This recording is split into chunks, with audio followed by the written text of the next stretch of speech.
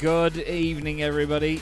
Good evening indeed, and welcome to Absolute Sim Racing, and welcome to another wonderful evening here with the Race Anywhere Porsche Cup of the United States. My name is Chaz Dracott, and I'm delighted to say alongside me once again for this wonderful championship is Austin Belkey. We're at the Temple of Speed, Austin. It's a hell of a place for these Porsches to go. They're usually faster, or as fast as, GT3 cars in a straight line, but slipstreaming is the aim of the game here, is it? Yeah, that's right. With how long these straightaways are, slipstreaming is going to be the name of the game, especially with how long the straightaways are, like I just mentioned, but also just how well these cars slip through the air, like you mentioned, just as fast as those GT3 cars in a straight line. Yes, indeed, and it's going to be last of the late breakers, as you see here, for anybody that doesn't know Monza, and shame on you if you don't.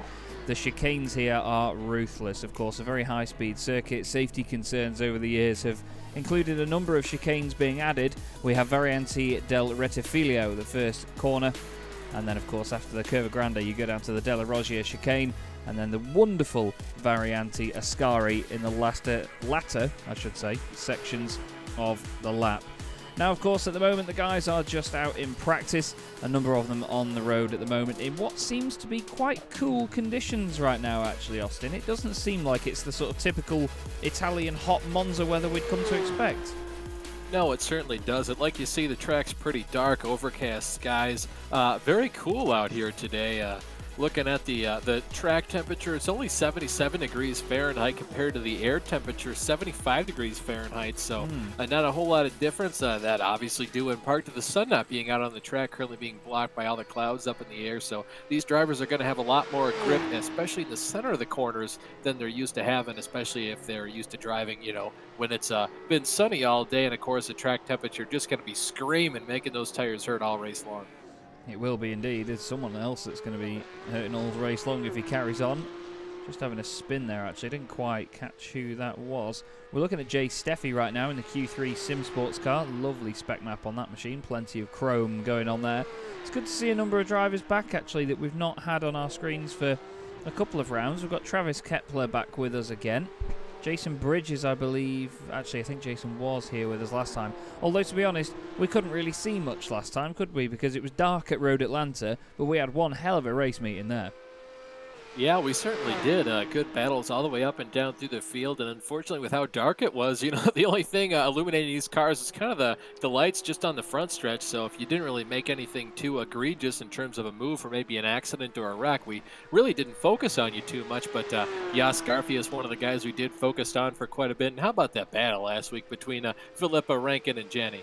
Oh yeah, it was absolutely stunning. Michael Yanni in the Apex Racing Academy car. His teammate Elvis Rankin involved in that as well. Elvis took the win by the end of it, but yeah, Dino Filippa has been absolutely awesome at making sure that these guys don't walk away with it this season. Andrew Hewson had a really strong race in the Twisted Racing Blue entry as well. There were a few drivers, weren't there, that just sort of got a really easy run in their respective classes. Not an easy run, because let's face it, it's never easy in these things, but they certainly made it look easy, didn't they?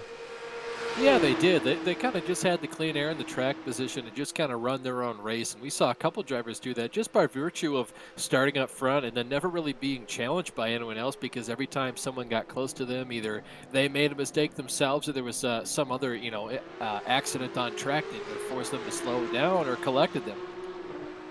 Yeah, it was definitely a race meeting of attrition. There's going to be plenty of attrition there if the number 16 machine of Travis Kepler doesn't leave a bit more room on the left. These guys trying to pressure each other a little bit here in practice, just getting used to racing side by side around this wonderfully high-speed circuit. Kepler still down the inside, bounces over the curbs. They've got to be careful of slowdowns there. Coming in to join in this fight is Gary Brown in the FTR Esports car, number 49. Great bit of fun here between these three. There is Gary with that awesome beard. Yeah, now's the time to practice this side-by-side stuff right now, because you don't want to be doing this in the race. It's going to slow you down more than you really think it should. And you can see Gary. I mean, Gary wasn't very far from these guys to begin with. Oh, man, getting his nose chopped a bit there. Oh, I don't know. I don't think Gary was really supposed to go that far over to the right. There was plenty of cars width down the inside on the left, which is where you'd want to be to sort of shorten that line off, but he certainly felt like, there you go. Around goes Travis Kepler. I think we're going to see a lot of that here tonight. We saw a lot of that here with the GT3 cars last season for the Race Anywhere Transatlantic Series. And these cars are even harder to drive. And like you mentioned, Chaz, these long straightaways, the cars are very, very hard to stop, especially getting the brake balance right. And all the weight being at the rear of the car certainly doesn't help either. So I feel like we're going to see a lot of guys, just like we saw a couple minutes ago, locking them up, smoking them into the corners, using the runoffs, completely rolling over the curbs. Yeah, indeed, the curbs are a bit of a nightmare here if you don't get them right. We'll just have a look at how this looks from Harry Will's point of view now, but especially into the De La Roggia chicane, you'll see there's a massive curb on the inside of the first bit, an even bigger curb on the inside of the second part of the chicane. Now, what the best thing is to do a lot of the time there is really attack the first curb, get the car up, and then make sure you've got it settled for the second part of the chicane, chuck it to the right, and just avoid that inside curb there, because that's really the one that hurts you a lot and can give you a slowdown penalty more often than the first bit. The sun comes back out again a little bit here, but to be honest, I don't think these guys are going to have to worry about the tyres too much, other than maybe at corners like the Parabolica at the end of the lap. I just wanted to have a quick look at Dino Filippo, by the way, who's continuing on during this practice session, currently fastest by nearly 0.2 of a second from Elvis Rankin and then Michael Yanni. But to be fair, top four separated by 0.2 around a circuit like this, that is very close indeed. Yeah, especially a circuit, this long that's so technical. You just mess up one of these corners, and there aren't really a whole lot of them that, it brings your average lap time down, just by messing up one corner. We only have 11 turns here. Usually you'll see anywhere between 20 and 30 sometimes on certain tracks. And you can afford to mess up one or two, but if you mess up one or two corners here, it's going to hurt you by probably an entire second a lap just because of the speed you carry into and out of these corners, especially some of the chicanes. Yeah, definitely. Definitely. It's certainly one of them tracks where you can push the limits a little bit too hard sometimes. But it's one of those, again, similar to Road Atlanta in a way, where it's one of them tracks that really invites you in. Some of the corners here, because of how high speed the circuit is naturally, you feel like you have to absolutely send it through every corner just to sort of keep up the average a little bit.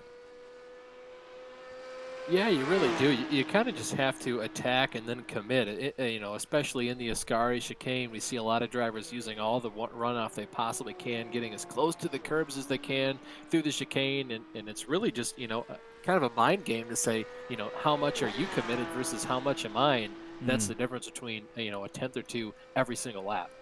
Yeah, definitely. It can be all about the fruit. But to be honest, we know that certain drivers in this league, a lot of them to be fair, have the fruits to get the job done. It just depends on the situation around them. We've seen some good stuff from Eric Kulaga this season in the Vulture Motorsports car. Dean Timms as well has been a real star in the Eclipse Racing Team machine. The number 46 in the Pro-Am category has really been on it at the moment, though he's a second off the pace in practice, but that doesn't really matter because don't forget, there is no qualifying in this championship. There was for the very first round. But basically, the grid in each class is the championship order reversed. So the drivers will already know roughly where they're going to be starting. Drivers that are, of course, top of their class will be at the back of said class when it comes down to the racing. Drew Neubauer had a bit of a nightmare at Road Atlanta, if I correctly remember that. And that is a horrible moment for Harry Wills there. Slams on the brakes. Slides it all the way in, but the session's over anyway, so he's going to hope that we forget about that one. I'll have a look now at your grid then, everybody. And it is actually going to be Harry Wills that starts on pole position. He's going to have Justin Rain behind him. Good to see Justin back with us in the series. And it's John Botifer, Jonathan Ouellette, and Michael Yanni, with Dino Filippo and Elvis Ranking, I should say, rounding out your pros. Dean Timms on pole in the Pro-Ams ahead of Taylor Lane and Jay Steffi. Then it's Stephen Martinez in 4th position. Andrew Rasmussen and Jeremy Littleton 5th and 6th, ahead of John Cooper, Jos Garfias and Daniel Tenorio. Jason Bridges and Travis Kepler are on the front row of the AM class, ahead of Andrew Hewson and Drew Neubauer. Then it is Joseph Smith and Michael Kulaga. Gary Brown lines up alongside Casey Metzger on the 4th row of the AMs, with Eric Kulaga and Logan Vida rounding out your top 10. And at the very back of the pack, we will have Errol Ureksoy. So, we know roughly what to expect from a few of them so far this season. at this point, Austin. But is there anybody here that you think will really play the slipstreaming game and absolutely dominate, or is it going to be a bit of a tough one to call? Well, I think we've seen him all season. Probably Dino Filippa kind of riding around in the tire tracks of other drivers, making use of the draft down the straightaways to kind of help him save some fuel. So I think Dino's going to do a really good job of, in terms of the draft. But all these guys are class acts here, so I can't imagine too many of them kind of, won't understand or won't get the finer points of it. Yeah, I think you're right. To be fair, it's all about just finessing this race, isn't it, where you have to just be very, very careful where you try to make overtaking maneuvers, where you sort of defend or over defend, as we often see. It's all about making sure that you're not the guy that's leading the race onto the final lap, from what we've seen, I'm sure, across many leagues before between the pair of us. Two of the Alpine Stars geodesic racing cars in there, though, Justin Raymond, John Botifer. Good to see such big names like that represented in this championship. Same with Apex Racing Academy, Apex Racing Team, Oris Racing as well. Fantastic pro field we've got here. Really looking forward to seeing how this one gets underway. But it's Harry Wills that's going to lead us, one of the championship admins. Now I'm confused actually, because, well, I say I'm confused. I'm pretty sure that him and Dean, being series admins, they actually start at the front of their class because they don't score championship points, if I remember rightly, but we'll have to see. I'll have to confirm that with them before the championship finishes and I get confused. Anyway, round 8 of the championship here from Monza is just about to get underway now. Dean Timms is going to lead us. Sorry, Harry Wills is going to lead us. He's waiting, and he's away. 7 cars in the pro class. Get moving now, not too much fanning out or moving around. They're all going to be taking it nice and careful. We'll stay with them to the chicane and then we'll switch back to our pro-ams, but Harry Wills leads them. Jonathan Ouellette is in the middle of all this in that very bright green car. Michael Yanni and Dino Filippa side by side, but here come the pro-ams, Austin. Yeah, Dean Timms is going to lead the field down into the first chicane. We're going to follow them for as long as we can before the next grouping comes along. But Dean, uncontested as they go into the first chicane. No real contact between a bunch of drivers, all going wide, having a good time. Oh, that's Andrew Rasmussen, though, goes around. Yeah, Andrew just lets it up a bit too eagerly there on the throttle out of the chicane. Easy to do in these cars. And before Jason Bridges with a huge jump over the rest of the AM field. Obviously, he was someone that just kind of put his foot on the loud pedal as soon as he could. Caught the rest of the field off guard, but the first 2 guys going through their single file, uncontested. See some more jockeying for position in the back. Yeah, nice tidy stuff from everybody so far by the look of it. And our pros are already out of the second Lesmo. That's quite incredible how suddenly they get there. There's a bit of a spread in terms of the field, of course, but that's just to make sure that these guys don't all trip over one another in their separate battles. You can see some of these guys at the further back part of each class. They know not to mess about at this point. We've got John Cooper and Daniel Tenorio off the road. Daniel Tenorio, of course, going for the championship lead, or in the championship lead coming into this in the Pro-Ams. Let's have a quick look what happened here, Austin.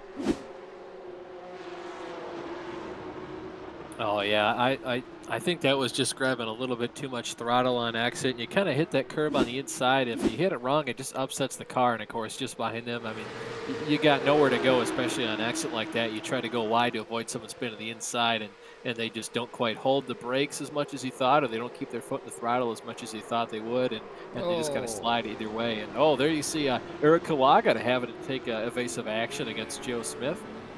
Yeah, Joseph Smith there just absolutely sideways. I'm not sure if there was a bit of help, but no, just locks it up as soon as he's on the downshift. We've seen a bit of that this season, to be fair. These cars really do snap on you if you don't get it right on the downshift. This is the lead in the Pro-Ams. We're going to have to quite sporadically switch between a lot of this because some of the slipstreaming that's going to be going on is going to be very entertaining. There's contact there. Oh, contact. Jay Steffi. I believe that was Martinez and Steffi getting together. I don't quite know if that was one driver kind of pinching another off or if that was one driver kind of overstepping his bounds and running wide. I think it was maybe just a tiny bit of a checkup. Oh, yeah, you can see there that Steffi just tried to get out of it. Yeah, Steffi wanted to get Martinez out of... Oh, another driver, Dean Timms, goes off the course into the sand trap. Yeah, you just got him just in time there with the camera. Great camera work as always. And, yeah, that was... I think he just locked up the brakes there. Into the chicane. Oh, just a little bit too much pace. Yeah, too much throttle input and not enough wheel there to correct the car. And there's kind of not much you can do at that point with how nimble these cars are. They just kind of want to go where they want to go. And if you're skidding out of control, you're pretty much gone. And Jason Bridges has just learned the exact same lesson as well, I'm afraid.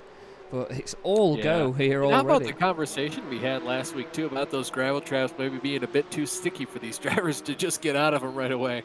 Yeah, indeed. I mean, I'm sure that they'd appreciate if we didn't bring that one up again, considering the current situation. Jos Garfias, though, he's in a bit of a situation of his own. We know how fast Jos is through these races. Looks like John Cooper's had an off somewhere in the background as well in this class, but Jos Garfias certainly making his intentions clear straight away. We know how quick he is, and he is now up into second place in class. 6 places gained overall in the race. Great stuff from him. Yeah, he's got to be careful here, though, before one of the drivers behind him that he just passed slipstreams up to the back of him as they go down the front straightaway. You can already see him fanning out, looking for the draft. And Taylor Lane's just loving this. All these drivers jockeying for position with themselves, not really working together. He's just having a ball of a time right now. Yeah, Taylor's starting to disappear a little bit, moving fiercely forward, you could say, at the front of the pack, while everybody else, like you say, jockeys around and just mucks about. But Jos Garfias has actually gained a lot of time on the exit of that chicane there. Got more slipstreaming going on. Casey Metzger trying to attack Michael Kulaga as they go down towards... Yeah, not much Kulaga can do right here. He's kind of just got to know, the position's already gone. He'll just fight him back down the next straightaway. And, of course, odds are he knows that. Casey's very good about this kind of stuff, too. Yeah, you've really got to have your head in the game and just be switched on to make sure that you do not overstep your marks and do not push too hard. This is the battle for the AM lead at the moment. This is Kepler chasing down Hewson, very close to one another on the brakes. Fantastic chasing from Travis at the moment. It's not easy to be there. Yeah, right then, if you're Travis, you kind of just back off the throttle a little bit earlier than you normally would to try and get a good run out of the last chicane into the 2 Lesmos here. And if he doesn't get him here, he's got a pretty good chance of getting him out of the Ascari chicane if he can kind of just get a run on him. You see him kind of backing off right now. Some of that's downforce, some of that's just trying to make sure he can, make the run through the Ascari and then catch him right when he needs to as they go down the back straightaway. Yeah, that's it. It needs to keep the speed up here. It's all about carrying momentum through. Ascari gets a nice first part of the chicane, runs a little bit wider through the second part. Third part looks fine, bit of gravel. There's nothing wrong with that. I was actually... Like you said, though, the third part only looked fine. Houston put together just a little bit better of a corner, so the slipstream right now down the backstretch not going to work, but we'll see how it goes through the final corner here. Takes a later apex. He's going to carry a bit of speed around a wider line, maybe. Does tuck in behind. I was just about to say that gravel on the exit of Ascari, it's not always a bad place to be, actually, if you want to carry a lot of momentum. I was editing my show reel today, and I'm maybe a bit late for 2022, but either way, I was editing that, and there's footage involved in that where there's a Clio going completely sideways through there on full throttle in the wet, and it was certainly an exciting experience. There's contact between the two of these. Travis just giving him a bit of a tap in the rear, but nothing changing there. Now, there's still battles going on in the Pro class, by the way. Jonathan Ouellette and Harry Wills having a fight together. Harry running a little bit wide. But at the very front of the field, it's actually John Botifer at the moment. Justin Raymond second place. Dino Filippo and Elvis Rankin third and fourth. But they've started to spread out a bit here in the Pro class, Austin. Yeah, well, all these drivers kind of understand the more fuel they can save right now, the less time they have to spend stationary in the pits. So even though, guys like, Filippo, Rankin, Yenny, they aren't quite where we normally see them at this point in the race, it's kind of hard to set up passes, and you're just looking for that slipstream, and sometimes it's hard to find it when you want to, and you find it when you don't want to. And, of course, I'm sure all of them are kind of happy just to conserve fuel, and you see the 2 teammates right now running first and second with those geodesic cars, and they probably got this thing all planned out to say, when I catch you, you can go ahead if you want, and when you catch me, you can go ahead if you want. Doesn't matter. Yeah, that's it. It's all about teamwork in this sort of race where you've got a lot of slipstreaming to rely on. So we'll keep our eyes on these 2 geodesic racing machines and see how they move. We'll have to look at how Michael Kulaga moves as well. He's all over the back of Drew Neubauer. He got very, very close to him there on the way into Ascari. He's got Eric Kulaga just behind. Good little scrap going on here. Brothers Kulaga always kind of following one another up to the field. Of course, one of the faster drivers, so, being higher in the championship, they always start further towards the back. And it really breeds these drivers into be, better and better passers. I'll say it time and time again. Guys like the Kulagas and Jurek Soy, some of the best. Oh, Oh, ooh, wow. dearie Wow, yeah, me. that's certainly nothing you want to have happen there. Just the one car, a little bit too much throttle on corner exit, a little bit too much wheel in there, and of course then Kalaga hits them, and poor Neubauer, Drew had nowhere to go, kind of just blindsided at that point. We're going to get a look here. This is Casey Metzger, I believe he's the car that goes around. Yeah, just too much wheel in it, Chaz. Yeah, definitely a bit too much there, to say the least. Now, what happened with it was that I'm pretty sure it was Michael Kilaga, just not quite Michael sure, had nowhere to go, hit him, and then went straight into Drew. And of course, Eric Kilaga, kind of the the lucky driver out of all that, being the last one back. I'm sure he's thanking his lucky stars. I think Michael just reacted a little bit late. I think he was just concentrating on not running Yeah, that wide. I mean, it's so hard to tell where that car is going to go, especially when it's kind of just, carouseling like that, spinning like a top, and you just have no idea where the car is going to go. For instance, how much wheel the guy's got it in and if he's holding the brake or not. And it's so hard to predict. Yeah, definitely. And I think it's the fact that you've, of course, got to try and judge whether, even if he has got his foot completely solid on the brakes or the throttle, whether it's going to sort of spin back the other way, whether it's going to slow down quickly, whether it's actually going to accelerate in the way it's moving. It's so difficult, like you say. So, unfortunately, it not working for them there. Now, of course, we're back to our sprint racing this evening. So we've got a 20-minute race this time around rather than a 1 hour and 15-minute race. So, in the long run, these guys need to just crack on with it over the course of the night. They don't get the time to think about strategy and multiple other things like we would do on our more endurance-focused nights. And around Monza, that's probably not the sort of race that they would have wanted as drivers. I mean, not that the organisers done anything wrong, I don't want it to sound like that at all, but I just think that these drivers would have probably preferred one longer race so they can play the strategy a bit more here, because it's a bit more emphasised, isn't it, strategy around this sort of place? It really is, because you have to manage the draft versus saving fuel. So yeah, here I was talking about saving fuel. We don't even need to worry about fuel for the sprint race. I might need to worry about it for the endurance race, just with the amount of on throttle time these guys have around the track. But it does certainly set these guys up for an interesting race as well. And you can already see it coming into play, because the fastest guys, once again, already going to the front. You look at second place, Filippa. Rankin in third, Yanni in fourth. Excuse me, sorry, that was third, fourth, and fifth. Botifer right now blinks back into first there. I was going to say Botifer's not in this race, is he?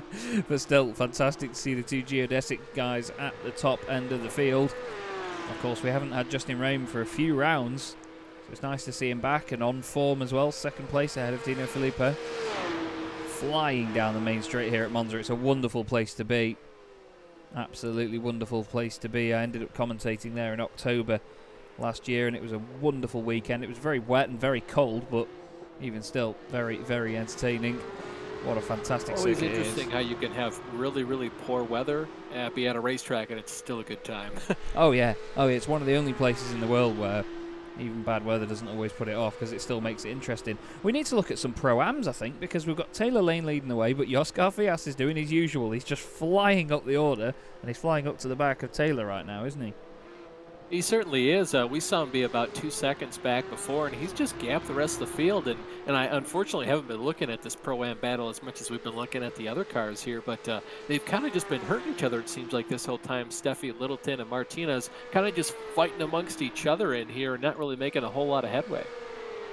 Jeremy Littleton, of course, in the wonderful Gulf liveried machine, which we know and love. He's moving around a little bit behind the 71 of Jay Steffi, just trying to put him off slightly. Looks like it might have worked. He goes for the cutback. Lovely, lovely stuff by Jeremy Littleton. Now he needs to get it stopped into the Lesmo.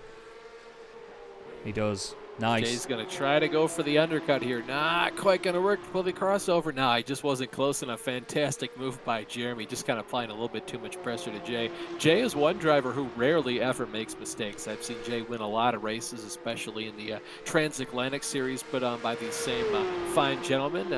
And Jay's won a lot of races, just walks away with them, starting on pole or at least up front, passes a couple cars, and just pulls away from the rest of the field.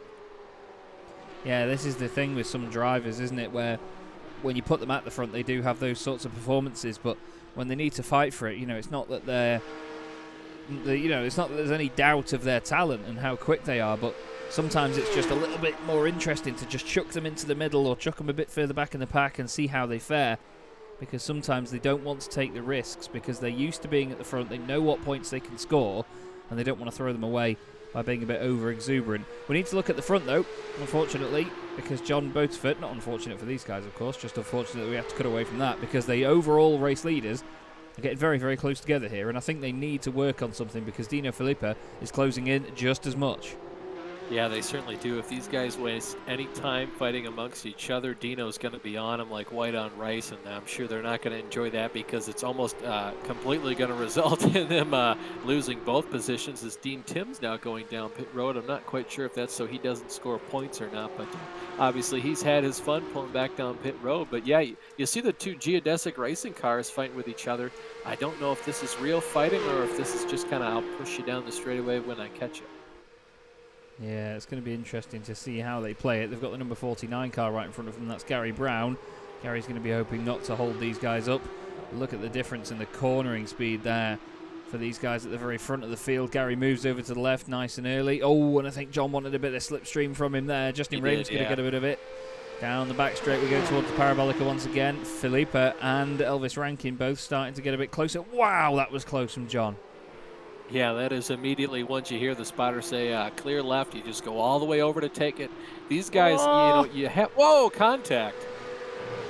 I think that's damaged Dino's suspension. I hate to say it. I think certainly might have. His car seems a little bit lower, but it's hard to tell. There was no bodywork damage, so maybe they didn't hit. It might have just been a 0x2. I can't quite tell for sure, but yeah, Dino doing a fine job, kind of taking advantage where he need to. And of course, nothing Gary Brown did wrong there. He's just running his own race. Joined the race a little bit late, had some internet connectivity problems, so he's just out here trying to make up all the points he can. Yeah, that's it. But I think it looked for a second like it had just knocked the left rear corner of Dino's car a little bit too much, and the back end wasn't quite straight, but does seem okay now. Maybe just a bit of a placebo effect, and me probably hoping for a bit of drama potentially. But this top three, fantastic to watch so far. On board with Dino Filippo right now, up through the chicane at the Della Roggia towards the Lesmos. Such a beautiful circuit as well as Monza. It's so iconic, but look at the way these cars follow each other and the way they dance around. It looks so much more calm actually from the outside, doesn't it? It really does, because you can't always see the driver's hands from the outside of the car unless you're looking right down through the windshield. And hopefully we get to stay with Dino as they go down the backstretch into the Ascari chicane to see what he does here. But you can see just how much his hands are playing with the wheel into and out of the corners. These cars are very much alive. They dance around on the brakes, then they dance around down the throttle. You can see them just kind of slinging these things through the Ascari chicane, that left, right, left, and then all the way out into the grass, like you mentioned. Yeah, absolutely hop, skip, and a jump on the exit. It's great stuff to watch. We've got just under 4 minutes of this race left to go. It's nearly 2 minutes a lap for these guys. 1 minute and 48.7 seconds, the fastest lap of the race by John Boatford at the moment. So we should get... Unfortunately for us, too, it looks like Jas Garfias has finally caught up to Taylor Lane for the battle for the Pro-Am lead. So we're kind of spoiled for choice right now. We'll try and go between these two races for the rest of the race here. Only got about 5 minutes left. We do indeed. Getting very, very close to the end now. Should only get 2 more laps after this one. Especially for these guys as well, being a little bit further down in terms of the overall running order. But Jas Garfias, he's wise to this. Look, he uses a bit of a wider line. Tries to get some slipstream from Taylor Lane. It's not going to be a difficult thing to grab hold of. Gets the tow hook out. Clings on to the back of that fiercely forward car. And here comes the move. He's going to go gradually over to the left-hand side. Nice and careful. Taylor gives him room. Stays on the inside now. Can Jos hang it around the outside? They both turn right into the corner there. Oh, as Jos needs to leave room on the right. He does so. Nice stuff by both of them. They gave just enough room there. And like you say, dead even on the way in. Oh, Jonathan Ouellette's gone off the road and had a bit of a moment, I'm afraid, but we need to stick with this. Taylor still just in front, but is Jos going to send it into the Della Roggia? Yes, he is. Looks like he's going to try to get some slipstream, dive it up the inside, chucks the car in there. No, oh, wow, Oh. He clears him completely. I don't know, though, if that was Taylor kind of being a little bit nice to say, hey, I know you caught me by a lot. You can have this back. I'll try slipstream and at least hold on for second place points here. Yeah, that was a bit of a Formula One scenario that there, where Jas Garfias got the car down the inside, shut the door on the way through the chicane, and this is my corner. Thank you very much. So Jas Garfias takes the lead in the Pro-Am category. This is in the Pros, as they're all trying to go as far out on the gravel as they can by the look of it. Oh, Andrew Rasmussen's had a bit of a moment, and Errol Uriksøy has had a crash as well. We'll need to quickly just look back at this. Errol coming into the first chicane. He's stopping the car. Oh, yeah, he just locked him up there. And typically, yeah, when you blow the chicane, you then have to go through the left right there. Unfortunately, he just plows through the cones. No one wanted him anyways, and that's just kind of how it is. He, does his slowdown, pays his dues for missing the chicane, and no harm, no foul. I think we had a issue for Jonathan Ouellette not long ago, but I cannot seem to find it. So apologies, but we may not find out what happened to him. At the front, though, this is still going on now. Dino Filippo is really attacking Justin Rehm. Justin's having to work very hard indeed to defend not just second place, but of course his teammate as well. He's going to want to try and win this race outright in the number 67 car, John Botifer. Fantastic stuff from Dino Filippo once again. It's a real shame for Dino this season because he's always the guy that is up against a two-car team, isn't he? He's always outnumbered, is Dino.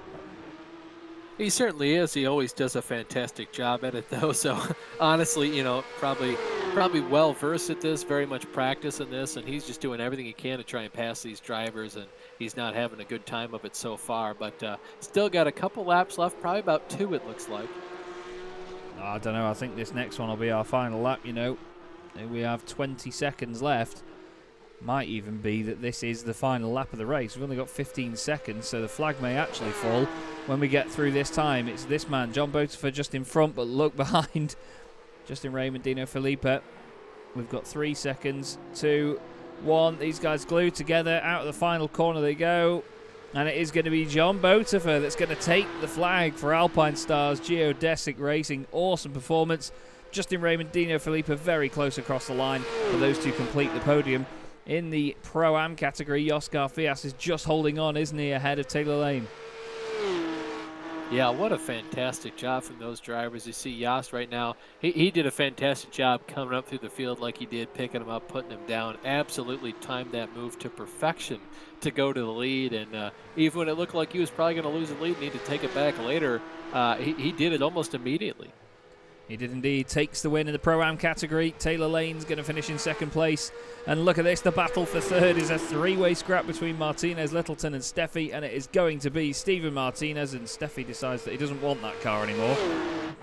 That was certainly a novel way of finishing the race, Jay. Andrew Hewson, though, for Twisted Racing Blue, he's going to take the win in the AM category. Awesome stuff by Andrew once again. Logan Vida is going to come home second, with Travis Kepler making it 2 Team Premac cars on the podium. Great stuff for those boys.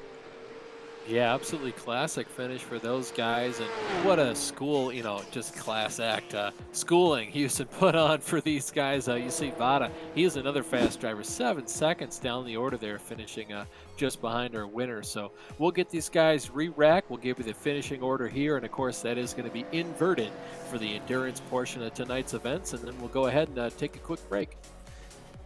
He's not wrong. So we're going to have a quick look then at the results once the drivers have all crossed the line. I think we've just got 1 or 2. Michael Kulaga just needs to cross the line now, and then we should have our result screen for you. Yes, we do. So that is the AM class, which is obviously not what we're after first. Apologies. We're going to go from the overall results. John Botifer takes the win, 7/10 of a second ahead of Justin Rehm. 1-2 for Alpine Stars Geodesic Racing. Fantastic stuff, and a nice little cool-down lap for them as well. Dino Filippo, 3rd place, another podium in the championship for him. He'll be really pleased. Elvis Rankin and Michael Yanni, neither of them really stood out to us in that race there. Michael Yanni finishing 13.5 seconds off the top spot. Jonathan Ouellette was in 6th place, and Harry Wills just about 0.07 of a second behind him. Must have been very close across the line. And Austin, my friend, if you will, the Pro-Am drivers are next up. Of course, Chaz. Yes, Garfias comes home in 1st place, followed by Taylor Lane. Very close battle between those 2 drivers. Came down to the last lap. Steven Martinez comes home in 3rd, with Jeremy Littleton in that fantastic Gulf livery Porsche in 4th. Jay Steffi comes home in 5th, followed by Daniel Tenorio in 6th. Andrew Rasmussen finishes the race in 7th, followed by John Cooper, and Dean Timms rounds out your 9-car field. Thank you very much, mate. And then finally we have the AM class as well, which was won on this occasion by Andrew Hewson, nearly 7.5 seconds clear of Logan Vida, with Travis Kepler making it 2 Team Premac cars on the podium as mentioned. Eric Kulaga finishes in 4th place ahead of Joseph Smith in 5th. Then it's Jason Bridges and Errol Uriksoy. Drew Newbuyer is the final car to finish in the class, with Michael Kulaga 2 laps down, Gary Brown 3 laps down, and Casey Metzger, of course, caught up in that big incident at the Parabolica, will be classed 8 laps down. So everybody, after that fantastic start to the evening, Austin and I are just going to take a quick break while we get ready for the next session of the night. If you bear with us, we'll be back with you in a few minutes' time, and we'll bring you the longer of the 2 races for tonight in the Race Anywhere Porsche Cup of the United States. See you in a few.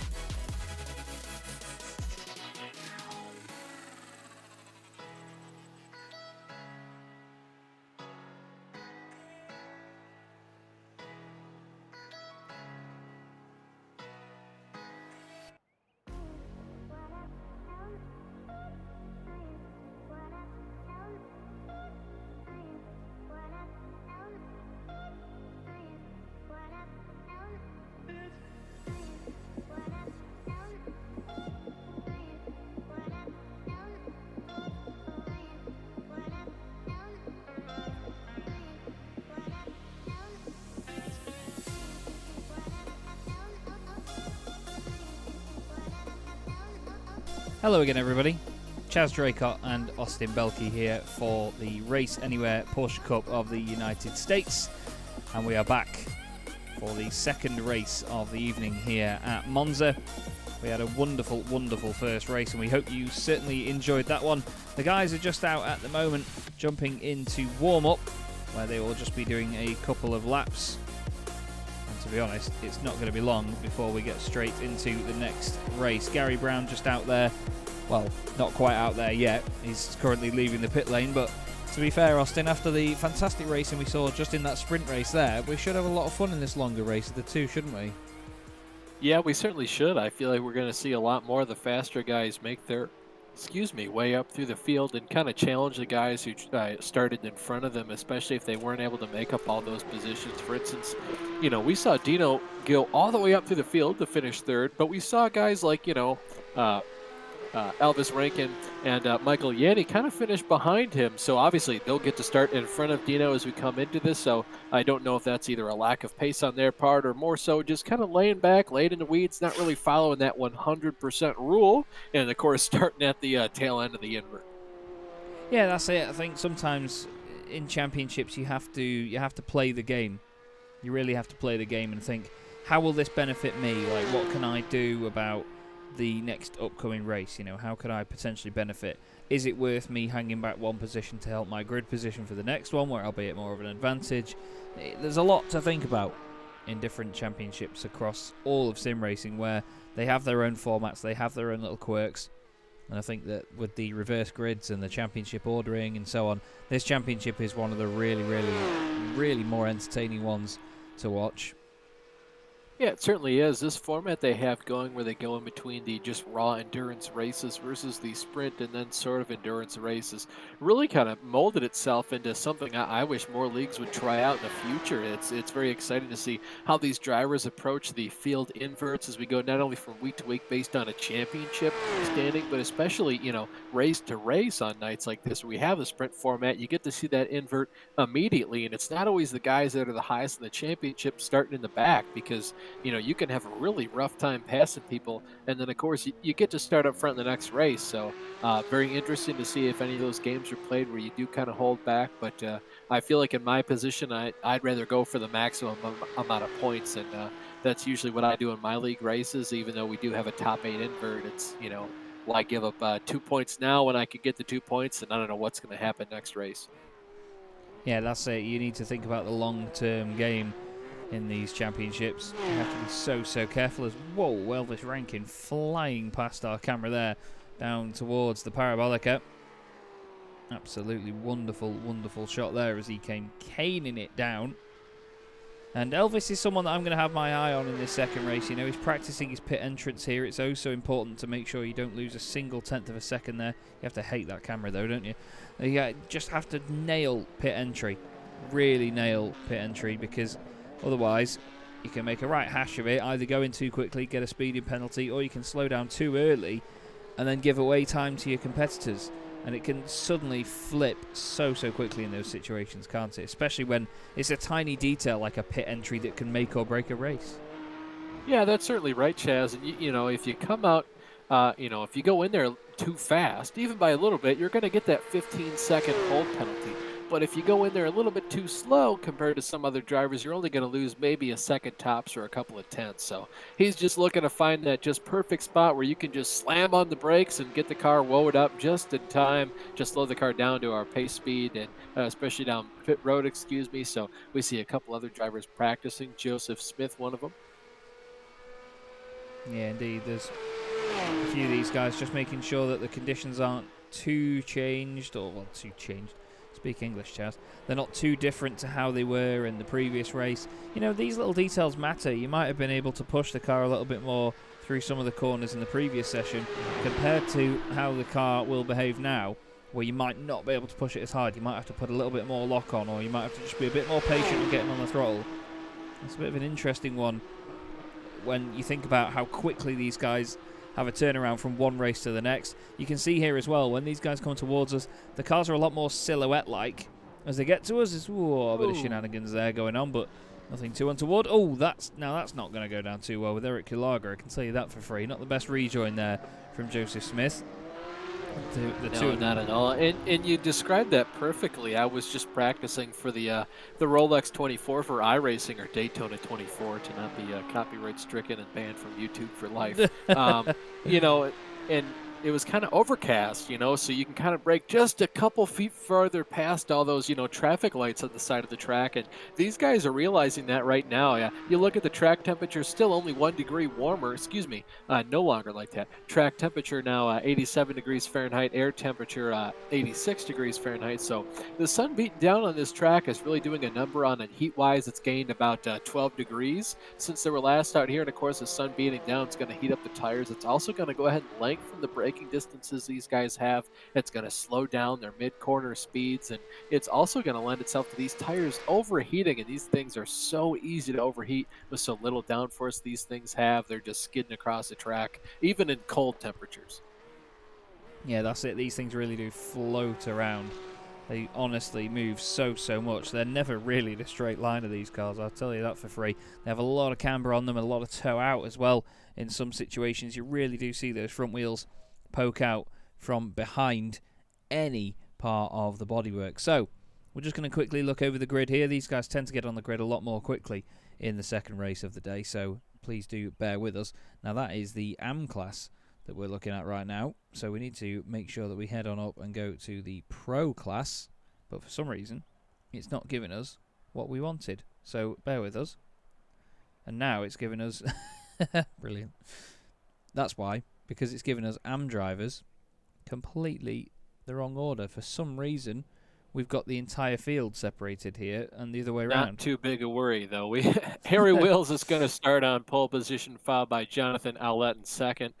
Michael Yenny starts the race in third, followed by Elvis Rankin in fourth. Dino Filippa rounds out your top five, and Justin Reams starts the race in sixth, with John Bodefer in seventh.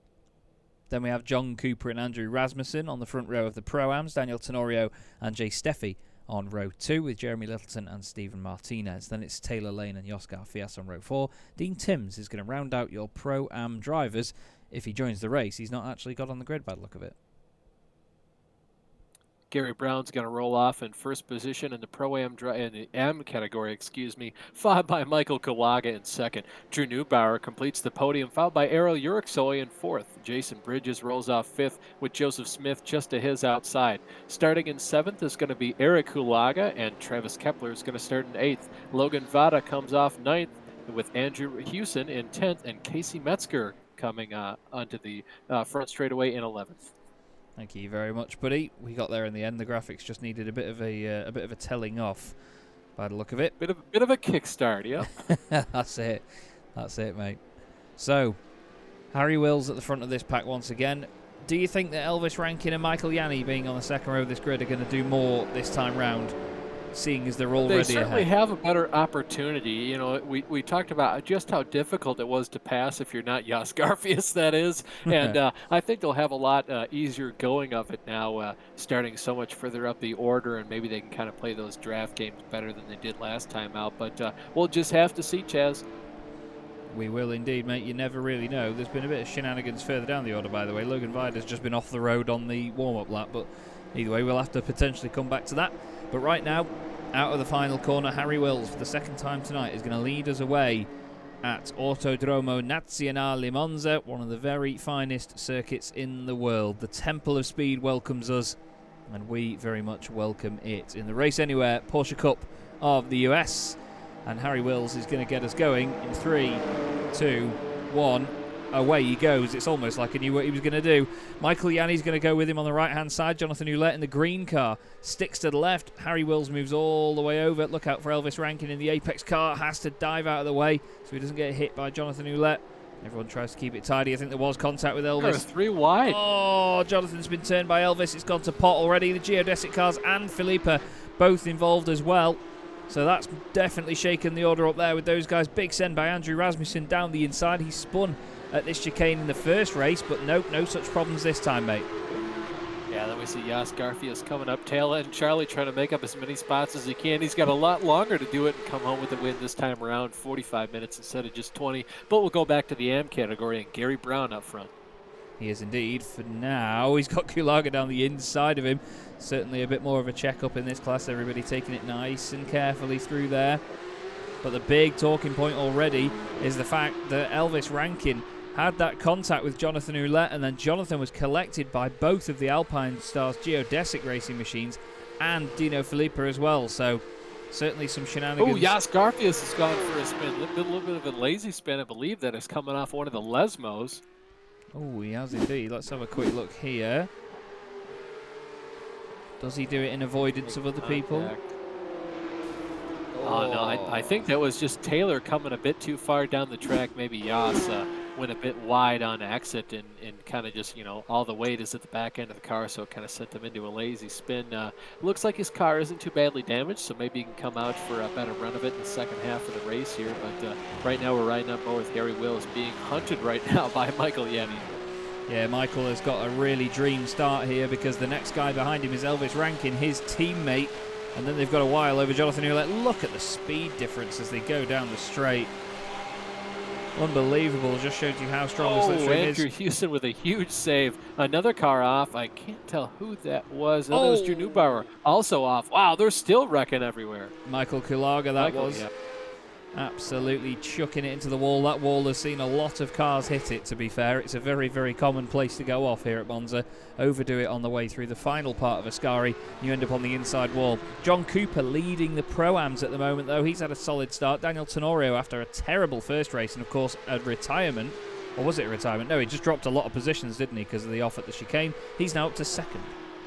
Yeah, he certainly did. I'll be interested to see how a couple drivers do in this race because we couldn't really see their pace in the last one, like Gary Brown, Errol Yorksoy, and the Kulagas, Michael Kulaga at least, because they had such fantastic runs, and then they were kind of cut short. And Gary's Brown, it was an internet connectivity problem. He joined the race a couple minutes late, put him a lap or two down at the beginning. And then Michael Kulaga, Casey Metzger, they were kind of involved in that wreck, so I'd be interested to see how well they can do. Yeah, definitely. It's always interesting to keep our eye on certain drivers over the course of a night and just check what the relative pace is, because you never quite know in this series. With us having 3 classes as well, there's plenty to think about, plenty to keep our eyes on. Michael Yanni. Look at these guys, though. 1, 2, and 3, all nose to tail. This is usually what we're seeing, but usually it's Yanni, Rankin, and Filippa. Yeah, it certainly is. Right now, though, Michael Yanni is the man with all of the situation to keep his eye on. Drew Neubauer has had an issue further back, so too is Jason Bridges. We're going to have a look at that in just a second, but this right now, the battle for the overall lead is Harry Wills having to defend from the 2 Apex drivers. I was just about to ask if you think Yanni's going to do any fuel saving here, but it doesn't look like it, does it? Not quite yet. He might do something later once his buddy Elvis is out in front of him. Maybe they can kind of just lead one another around for a couple laps. But honestly, if you have the opportunity to go for points here, I suggest you go for the lead. And they're still fighting over this thing as they go through the first chicane, Chaz. Fantastic stuff there from Harry Wills. Kept some great pace around the outside of the first part of the Rettifilio chicane. Now Michael Yanni's on the inside, so too is Elvis. Oh, there's a bit of contact there, a bit of unnecessary contact, it has to be said. Harry braking hard down the inside into the De La Roggia, clips the curb, doesn't clip Michael Yanni. Elvis gets a wonderful cutback on him, though. They're going to box him in. On the left-hand side, another bit of a tap, I think, as Michael comes to the inside. Elvis manages to just keep his nose in there, but Harry hangs it round the outside. Elvis is still alongside him.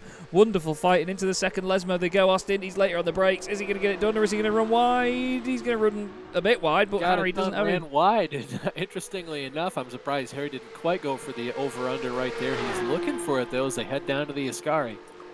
Yeah, he's got a nice run, and he's got some slipstream there as well from Michael Yanni. Fantastic battle between these guys. Awesome to watch. And he's going to hang it around the outside. Lovely stuff from Harry Wills. Absolutely lovely. Now, we do need to come back to this, I'm afraid. Drew Neubauer has had an issue.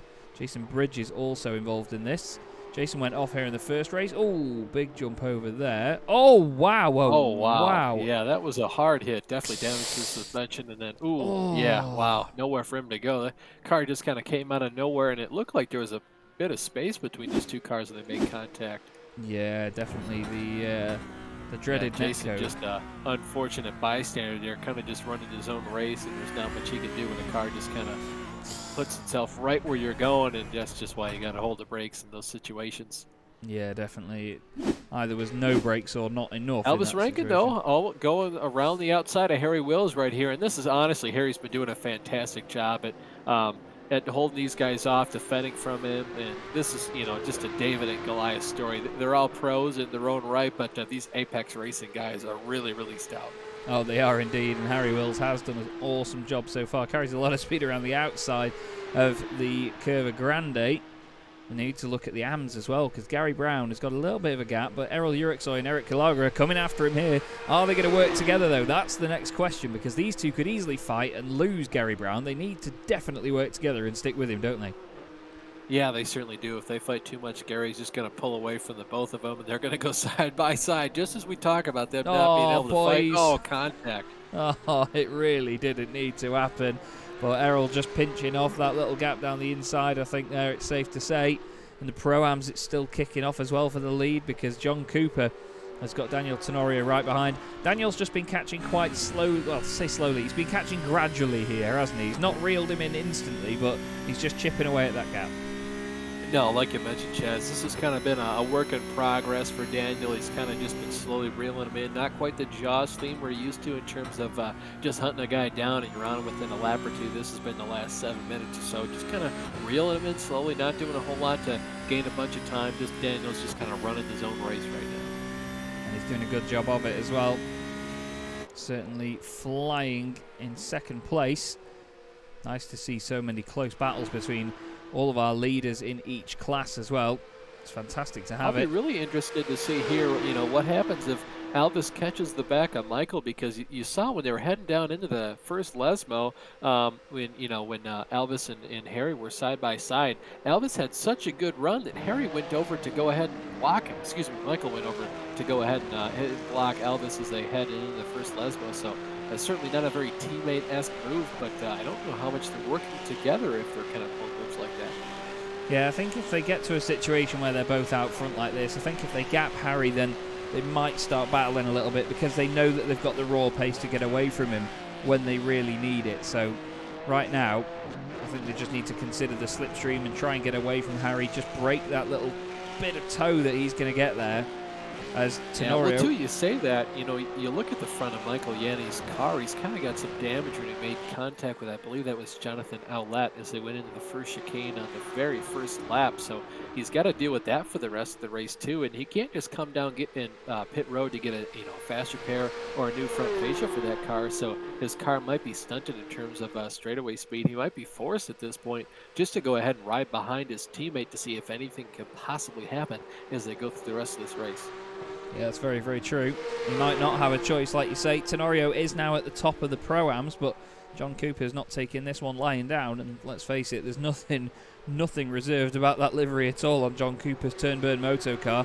Certainly a very, very feisty-looking machine, isn't it, in its own strange way. They've got Jay Steffi staying with them as well, actually. He's not disappearing down the road, certainly trying to follow on in good stead. He's got just under half a second to these guys, and every single time they go down one of these straights, just reels them in a little bit more. Yeah, he certainly does. You can kind of see John just reeling Daniel, too, that, heading down the straightaway, it was 3/10 when they started, and it was down to 2/10 by the end of it. That's just kind of what you're going to have all the time around these laps at Monza, and this slipstream is super important. You have a huge battle, though, between Casey Metzger, Joseph Smith, and Andrew Hewson right now in the AM category as they head through the Ascari chicane. These drivers are just jockeying for position. Yeah, they're having a really good scrap. It is Metzger on the right in the number 5, and then it's Joseph Smith in the 22 on the left. Oh, Tenorio's just lost a couple of places to Jay Steffi and Cooper, and he's gone off at the chicane. He's lit it up on the just exit. Blowing it, yeah. Not sure if he got any help. We'll have a look. No, he's not. He's just lit it up. Easy to do that. Just light up the tires like that. These cars are so skaty, especially on corner exit, where not only are you controlling it with your hands, but you're also kind of driving the car with your feet, almost like you're on dirt or kind of like on an oval car. Whoa, locking them up there. What a great call there by Joseph Smith to kind of understand what was going on, go a bit wide, brake early, kind of just pull the old crossover. I'm not sure on that one. There was a little bit of moving over from Casey Metzger. He did move over to the right-hand side. Joseph also moved to the... Well, no. Casey moved to the left, Joseph Casey moved to the right. left. Yeah, Joseph moved to the right. So I don't know if that was one driver kind of just pushing another one too far to say, hey, I don't like you pushing me. I'll push you right back. So I don't know if that kind of triggered that lockup right there. But obviously, Joseph's doing a great job just anticipating what was going to happen. Yeah, for sure. It's not an easy situation when a car suddenly straight lines a chicane like that. You've got to turn in at some point. But yeah, I think maybe it just unsettled the car slightly, that tiny bit of contact, and that was all it took. And then all of a sudden he thinks, oh, I really need to press this brake pedal a little bit harder. And then, of course, it locked up, as these things do. But Michael Yanni and Elvis Rankin certainly not losing Harry Wills at the moment. The gap between Rankin and Wills is about half a second, and then further back, John Botifer and Dino Filippo quite close together. Now, I imagine these guys are probably working together right now to try and catch up with that lead trio for sure. Well, you say that, in the last race, we saw that Dino really wasn't able to do much with those Alpine Stars Geodesic Racing guys, so maybe he's kind of just found them. We saw both of them get a little bit of damage, Dino especially when he made contact with, I think that was Outlet after he was spun in the first chicane on the first lap, so maybe he's just trying to look for a recovery race. Fortunately for him, though, we saw him finish third in the first race and fifth, and if he stays where he is, so he come out with an average finish of fourth, and I feel like in the current going, Elvis and Michael would be going for probably about the same exact average finish in this. So if he were to gain just one more position, he'd be really sitting pretty. He would indeed. Eric Kilaga has just taken the lead in the AM class from Gary Brown. Number 66 machine moves to the top, and he's going to try and gap Gary right now. But then, of course, we still have this other battle going on. We've got 3 twisted racing cars, white, blue and red right now. Not that we can tell that apart from the outside of the cars, but this is Casey Metzger behind Andrew Hewson, behind Errol Yerksoy, and the 3 of them are all fighting amongst themselves. They, of course, taking part in the championship under different team names, but all part of the same stable. And back to the very front, Michael Yanni has got Elvis right behind him once again. But like you say, I think you're right, actually, to be fair, Austin, that there's definitely damage to the front of Elvis's car after the earlier contact, and he might be suffering from that. Yeah, he doesn't really seem to be gaining too much. You see him get this slipstream right now, but he never really pokes out, so he might just be saving fuel. Maybe he doesn't know just how damaged the front end of his car is, but I have to imagine that he's just asking Michael, hey, what's my car look like? And he's just telling Elvis, like, well, it doesn't look good, but it's probably not too bad, so if you don't feel anything. Oh, he goes in the gravel right there in corner X. Definitely upset the car there. Yeah, it just had a little bit of a bobble, didn't it, as he ran wide. It's so easy to get on the throttle a bit too early through chicanes like that, or at least on the exit of chicanes like that. Bit of movement here between the 3 twisted racing cars altogether. Looks like Andrew Hewson has gotten a little bit deeper than the guys chasing him, but he manages to get a nice cutback off that. The Parabolica, very, very tough corner because you've got so many different lines you can take in there. You can push it in hard down the inside line and really going deep. But at the same time, you can sort of take a later apex and get a really good run on the exit and then have it down the inside. Usually the sort of line that we see when people are going to pit, though, isn't it? Because they want to try and carry as much speed as they can. Yeah, that's certainly right. You kind of see a lot of the Formula One drivers do it too, where they'll often go in kind of soft in order to hit that early apex to cut the car back down, and you can kind of see them go all the way out to the outside of the track. So, like you mentioned, a ton of ways you can go through there. There's a couple different ways you can go through all the chicanes. The Ascari, though, kind of one shot. If you mess up one of them, you're gonna mess up them all. Oh, that is for sure. It's all about momentum with certain corners in motorsport, and sometimes there's a number of them that just completely contradict one another if you get the slightest little bit out of shape. And there's certain areas of this circuit that are just like that. Love watching these guys all together here in the middle of the AM class. 3rd, 4th, 5th and 6th. Joseph Smith actually starting to come under a bit of pressure from Casey Metzger. He's getting a bit closer. We'll just have to see whether he manages to make a move. Just pokes his nose out a little bit. Of course, these two came he's together. Just looking for his braking point right there to make sure he kind of knows where the car is. Of course, it does do, 2 things for him. It helps him know where the braking point is, and it also tells the driver in front of him, Joseph Smith, to say, hey, I'm right on your bumper. If you make a single mistake, go a little bit too deep in the chicane, I'm going to take advantage. Just like we saw happen to Jay Steffi in that last race. Jay just kind of looked in his mirror, got a bit mistaken, and locked up the brakes going into one corner, had to forfeit 2 or 3 positions all at once. So great move there by Casey Metzger, able to come through Joseph. Yeah, nice little move down the inside as he comes into the Parabolica. Just waiting to see what we get in response from Smith, whether he does absolutely send it. But no, I don't think so. He looked, he thought about it, thought better of it. Whoa, the teammate car there. Andrew Houston sending it up the inside, works to a treat. I don't know how much he locked up the brakes there, but he didn't really slide too far in and allowed Joseph Smith to do the cutback. So great job by both those Twisted Racing cars, now third and fourth. Yeah, that was that was a hell of a moment, wasn't it? Certainly didn't mean to make it a move, I don't think, did Andrew Houston. We'll go on. No, I don't think he did. Maybe he thought about it. Oh, wow. Yeah, that's some late braking there. I don't think there was any. I guarantee that's a changing shorts moment. You're proud of yourself, but you might have left some skid marks. Yeah, there was 4 places than 1. Yeah, definitely not just on the circuit.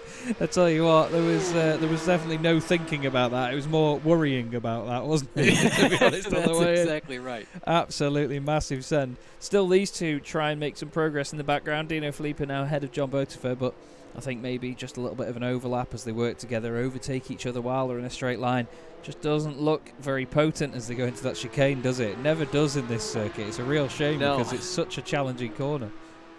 Yeah, it always looks, these guys make it look a lot less challenging than it really is, because if you run this circuit right, especially in these cars, you're on the very edge of control every single time you brake for that first chicane. And these guys so far making it look pretty easy. Yeah, they always do at this sort of head of the field. I mean, these guys are just absolutely incredible with some of the pace that they have, and it's all about the consistency as well. Some of the times that we see these guys churning in lap after lap after lap, and it's always at a really, really high level. It's just incredible. Yeah, I want to take a moment to talk about Jas Garfias. We saw him do a lazy spin trying to pass Taylor Lane in the earlier parts of this race, and he's already up to P5 in his class, the Pro-Am category. Right now he's about 6 1/8 of a second just behind John Cooper, so trailing him, he's got a couple positions to make up right away, and then he's got a large gap to make up from third to second. But if anyone can do it, Jas is certainly the guy I'd have my eyes on. Closing back in again right now, John Botifer trying to just get right up close to Dino Filippo. We're nearly 20 minutes of the way through this race already. It certainly does fly when you're having fun. 18 minutes and 20 seconds so far done. And look at this little battle here in the middle. Jas Garfias now behind Martinez. Daniel Tenorio right behind him. Some of the big hitters in this class all together here, Austin. Yeah, that's right. You look at Martinez, definitely one of the fastest drivers, definitely one of the best passers. The same could be said about Jas Garfias. You've seen him win a couple different races, including our sprint race earlier here tonight. So Jas doing a great job just to kind of hit it up the inside of Stephen Martinez there. And I wouldn't be too surprised if Martinez tried to get some draft on Jas as they go down the front straight, but he's kind of preoccupied with Daniel Tenorio. We saw Daniel have a great run and then just make a little bit of a mistake, just spinning his car out into the first chicane, coming out of that first chicane. So he's trying to challenge his way back up through the field. Yeah, a lot of these drivers putting in big recovery drives. John Cooper's off. John Cooper is off. He's had a moment out of the chicane. I think it's going to be the same again. Now this, of course, would have been the battle for the lead. Jay Steffi goes down the inside, tries to go for the lead. John thinks, right, I've got it. Oh, I've not got it. And then just overdoes it. Yep. Just too much throttle, too much wheel input coming off the corner, and that's what's going to happen. These cars so much on the very edge all the time, and such an easy place to spin the car out when you have so much raw horsepower and absolutely no downforce on the rear end of these cars. Yeah, very, very true. They are not easy whatsoever. Certainly one of the more challenging cars on the whole of the iRacing platform. It's a little bit more of a numb and sort of easy to catch car than it used to be from its 991 derivative, which was certainly an absolute animal of a car. I remember the first time I drove that thing and I thought, why does this not turn? It's just... Yeah, that thing was just evil. These cars quite a bit better, but still very evil and hard to control. And you mentioned that now Jas Garfias up to third place in this category, now finally with a podium.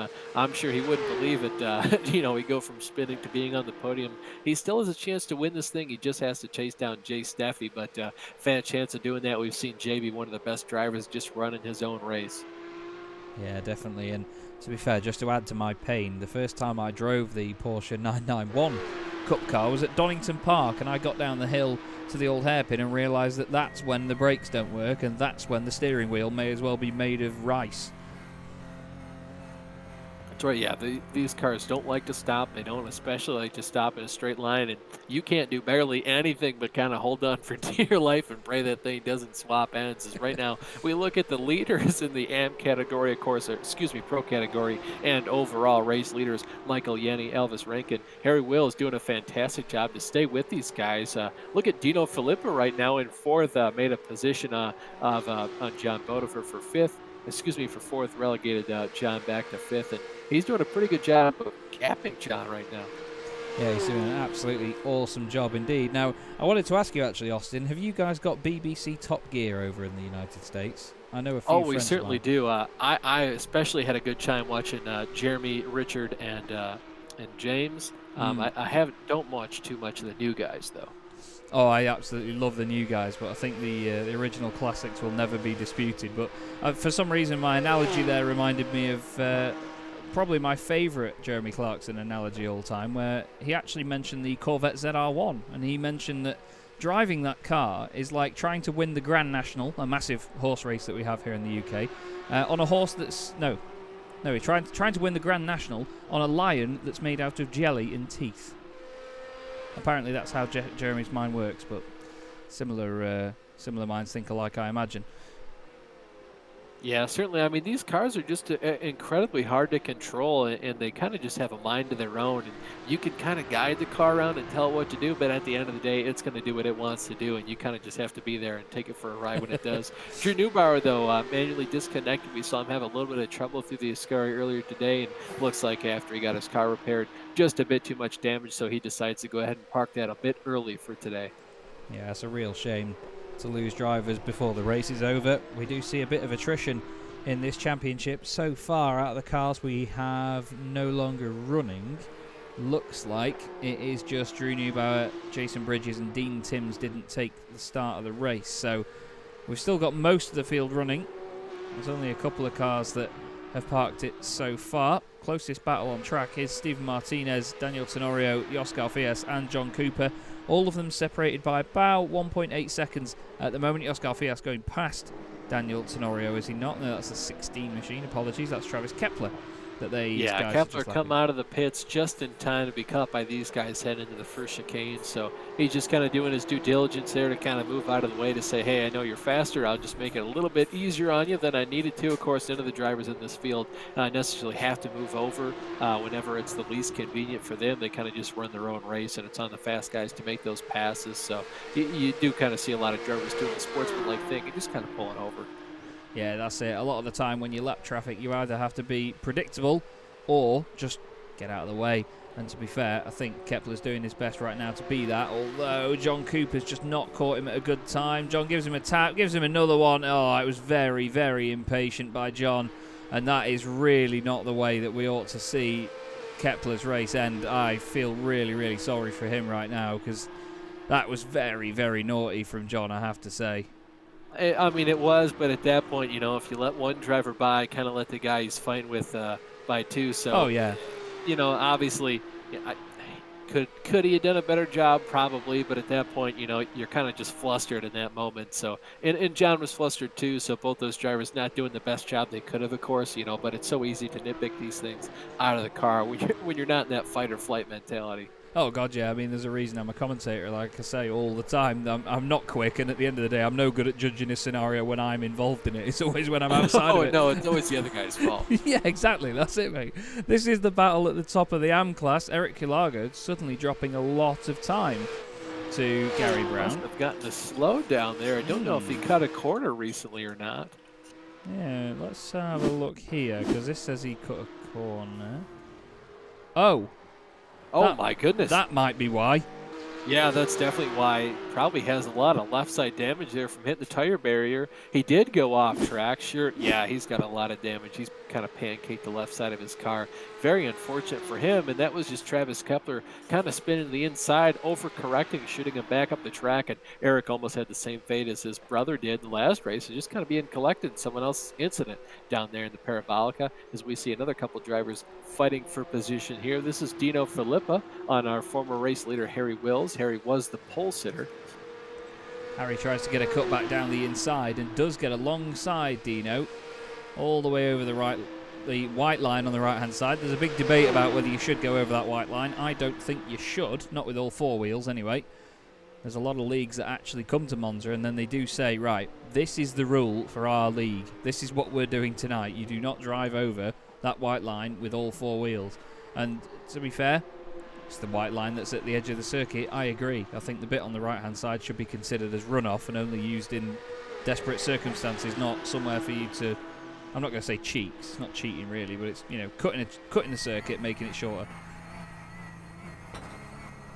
Yeah, exactly. I mean, as a race car driver, you look for any available opportunity to gain an advantage over someone else. And, you know, you hear race car drivers talk about it all the time, especially back in the Audi Quattro days when it came over to the United States and IMSA, sort of that unfair advantage. Every race car driver wants it. Oh, yeah, definitely. There's a wonderful video on the Audi 90 GTOs as well from iRacing that they did with Hans-Joachim Stuck, who used to drive the car in the late 80s. It's a wonderful presentation on how that car came to be and the development of it, and of course how iRacing then got their hands on it as well. It's a fantastic machine to have involved, but you're totally right. And if I'm honest with you, Audi did the exact same in the British Touring Car Championship in the late 90s as well. All of the British touring cars were known as Super Tourers. You know, they were Ford Mondeos, Renault Lagunas, things like that. Front-wheel drive, over 300 horsepower, incredibly expensive machines. I believe the later and the final Pro Drive Ford Mondeo touring cars were nearly £1 million each at that point. It's absolutely ridiculous numbers for the late 90s. But Audi came over in the mid-90s and they brought over the four-wheel drive Audi A4 super touring car and absolutely decimated the field. But after a while, it was then made to be illegal and it was front-wheel drive again. And guess what? Nowhere near as quick. Yeah, it's so incredible to hear all these cars kind of come onto the scene and immediately find a ton of success. Even, you know, you can't call the drivers driving them talentless. Obviously, a ton of talent behind the wheels of these machines, but they're just so much better than every other car. You look at cars like that, and even, you know, the Penske Racing Porsche, the Can-Am Killer, just went in and decimated an entire series. Yeah, that's it. And it makes for a great story as well. I mean, even the Lotus 79 Formula 1 car, you know, with the side skirts and the ground effect. Incredible machine, absolutely incredible. I mean, even in the touring cars alone, there's multiple cars that have come in and done it. Even as recently as, I think it was about 2014, 2015, when Subaru brought over the Subaru Levorg, which was an estate touring car, so a really, really long machine. I think you guys over there would call it a station wagon, but a really, really long car, but it messed with the rules in the way that the centre of gravity was fantastic. Rear-wheel drive machine. And it went to win the championship with Ash Sutton in 2017. Incredible, incredible car. And Alfa Romeo even. I could go on forever. Alfa Romeo basically had to they started putting rear wings on the cars, and it was illegal because the championship said you can only put bits on the car that you actually sell. So they started just sticking rear wings in the boots of the cars that they were selling so they could then put them on the race cars. Yeah, it's so interesting to just hear how all these teams and auto manufacturers will just slightly bend the rules and do certain things in a different way where, oh, we only need to make 200 of these? That's fine. We'll do that. We'll lose money on those 200, but we'll sell a ton of them. Yeah, exactly. That's it. And it's just part of playing the game, and I absolutely love it. And to be fair, even when it comes to modern-day racing now as well, of course, we're going to see all the hypercar regulations, the LMDH category, coming in the World Endurance Championship. Just seeing the sort of the units and development and all of the effort that's going into those cars is going to be amazing. The Peugeot 9X8 was testing yesterday and today as well with no rear wing on it, which seems to be an odd idea, but then again the concept was shown without it. Anyway, I think we should potentially get back to this, but story time can wait. So Jay Steffi is just coming into the pits. He leads the Pro-Ams. Gary Brown leads the AMs, but everybody else is in second place. Yeah, that's right. Just a battle over second place right now. All these drivers having just a stranglehold over first in all these races and just doing a fantastic job, going back and forth. They are indeed. Eric Kulaga just trying to slot in behind Casey Metzger as he goes down the inside. Gary Brown into the pits. Looks like Metzger just stays over to the right to maybe fake these guys out a little bit. Here comes Daniel Tenorio as well, of course, Pro-Am driver now. As tries to get cutting it really close there. Tries to get some slipstream off his teammate. Now that coming out in front of them is Jay Steffi, who is going to lead the Pro-Am class from Daniel Tenorio, or he's going to lead it for now. Daniel Tenorio is going to surely go through when Jay gets a slowdown. That's absolutely devastating for him. That was one of the other twisted cars. Casey Metzger looking like he was going deep on the brakes. There is the Pro-Am lead changing around. Casey Metzger is going to lose that to Eric Kulaga, is he not as well? So it's a double whammy for Jay Steffi. Apologies, no. Yeah, that's certainly not what Jay wanted to see.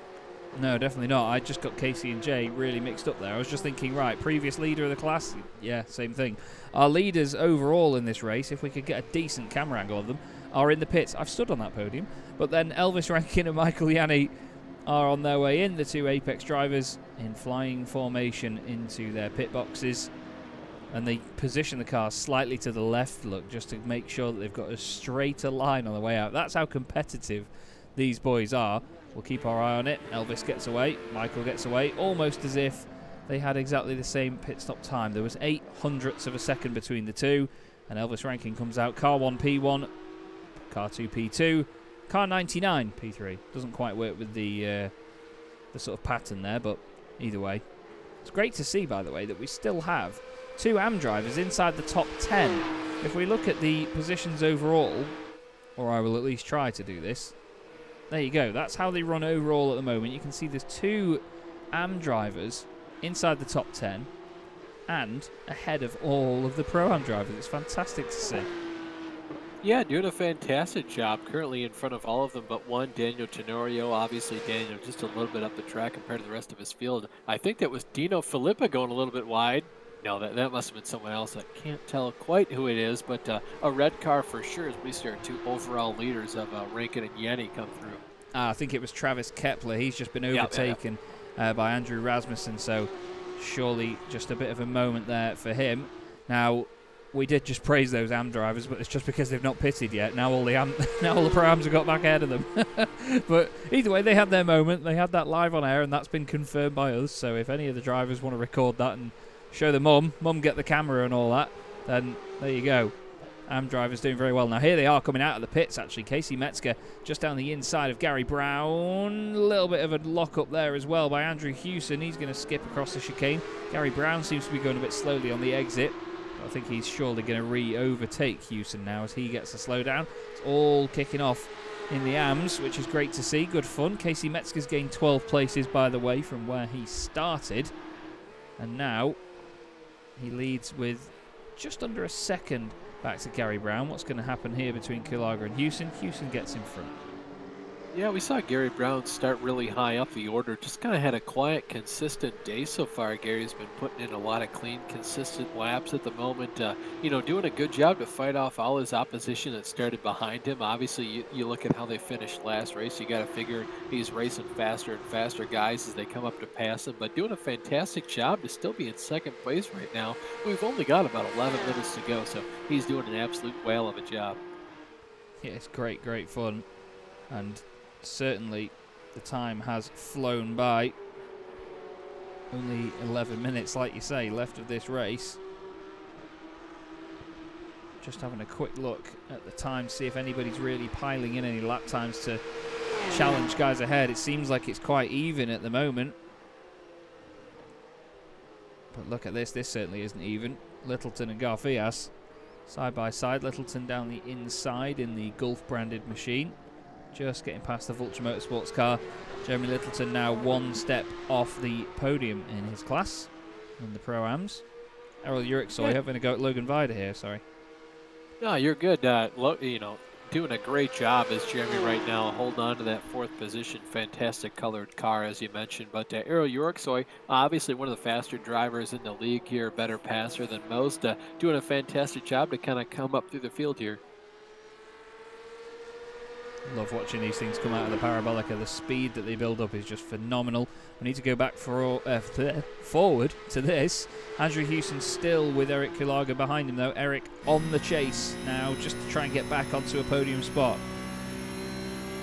Yeah, Eric right now just looking for any kind of recovery he can. We saw him have to run wide after Travis Kupler made a little bit of a mistake in Parabolica, forcing Eric to kind of pancake the left side of his car and the tires.